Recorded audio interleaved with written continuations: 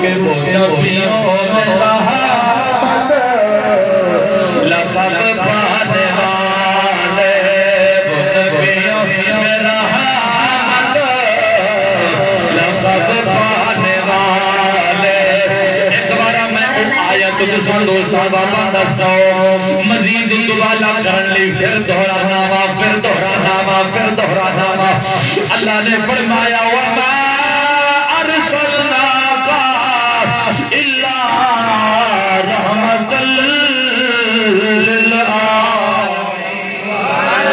وہ نبیوں میں رحمت لقب پانے والے، وہ اپنے پرائے کا غم کھانے والے، وہ نبیوں میں رحمت لقب پانے والے۔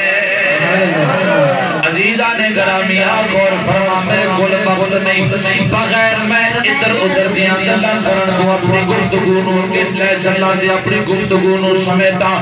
اللہ تبارک و تعالی دی مبارک ذات نے میرے حبیب نو عالمین واسطے رحمت بڑھایا ہے۔ میرا نبی دنیا وچ تے میرا نبی رحمت ہے، اساں دنیا وچ تے میرا نبی ساڈے واسطے رحمت ہے۔ اسی قبر وچ جاواں گے میرے نبی نے قبر دے اندر بھی رحمت فرماونی ہے۔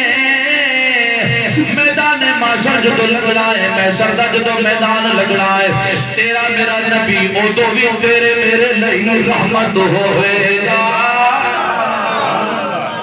میرے نبی نو اللہ نے بڑھایا جو رحمت للعالمین ہے۔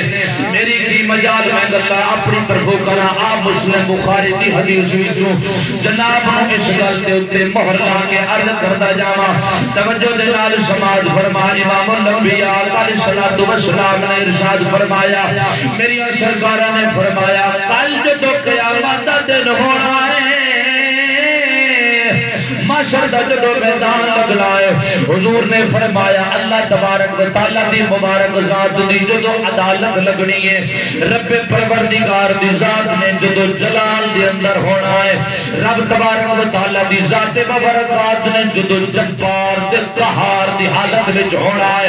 لوگاں نے جدو اللہ تبارک و تعالی دی ذات دا جلال دیکھنا ہے، لوگاں نے ایک دوسرے وال دوڑنا ہے، اپنا کوئی مددگار تلاش کریے، اپنا کوئی غمخار تلاش کریے، اپنا کوئی سفارشی تلاش کریے جڑا رب دی پاک بارگاہ وچ ساڈیاں عرضاں قبول کرواوے۔